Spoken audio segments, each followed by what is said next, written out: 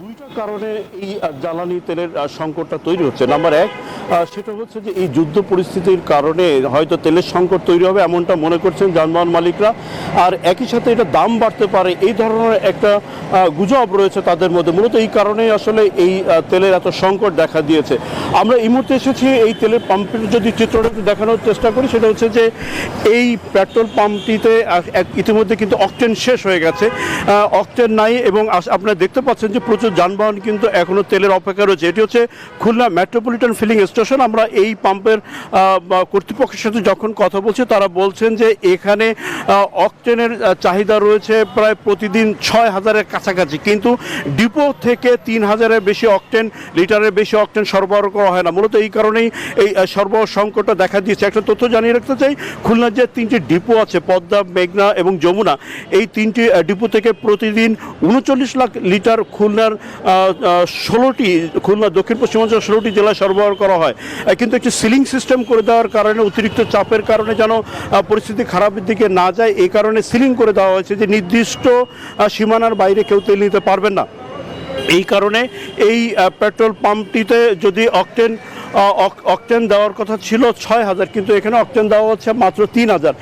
মূলত এই কারণেই কিন্তু এখানে অকটেনের চাহিদা বাড়তে থাকার কারণে কিন্তু যারা যানবাহনের মালিক তারা কিন্তু অকটেন পাচ্ছে না।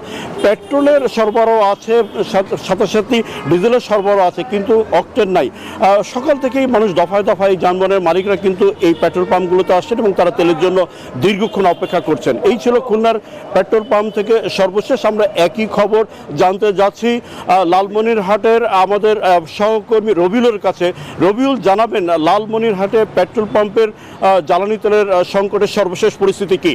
রবিউল, ধন্যবাদ। আপনি যেমন জানাচ্ছিলেন খুলনার খবর, ঠিক তেমনই কিন্তু লালমনিরহাটের কিন্তু 20টি তেল পাম্প রয়েছে। এই তেল পাম্পে কিন্তু চরমভাবে তেল সংকট রয়েছে, ডিজেল, পেট্রোল, অকটেন। আপনারা জানেন যে যুদ্ধ পরিস্থিতির কারণে কিন্তু এই যেমন সংকট সৃষ্টি হচ্ছে। আমি যে পাম্পটিতে দাঁড়িয়ে রয়েছি এটি হচ্ছে লালমনিরহাটের একটা হাতীবান্ধা উপজেলার বড়কাতা একটি তেল পাম্প। আপনারা জানেন যে এই পাম্পে কিন্তু সকাল থেকে দীর্ঘ লাইন ধরে দাঁড়িয়ে থাকলেও মোটর বাইকের এবং ট্রাক থেকে শুরু করে বিভিন্ন যানবাহন থাকলেও কিন্তু তারা তেল পাচ্ছে না। এতে কিন্তু মানুষের দুর্ভোগ পোহাচ্ছে। 3 দিন ধরে কিন্তু পেট্রোল অকটেন নেই এবং ডিজেল কিছুটা সরবরাহ থাকলে খুবই সীমিত। আমরা একজন আপনার সাথে কথা বলতে পারছি, একজন কৃষকের সাথে কথা বলতে চাচ্ছি।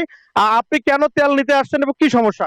ভুট্টা ধান স্কিম লাগেন না, তেল লাইন খাটতেছি, তেল পাইতেছি এখানে। তেলের দরকার আছে 8 জন, তাছাড়া ধান নষ্ট হয়ে গেছে।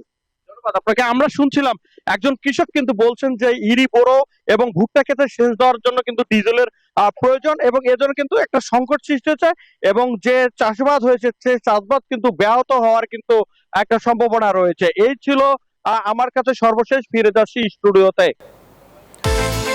বিকাশ পেমেন্টে 10,000 টাকার বেশি অফার, শপিং চলছে তো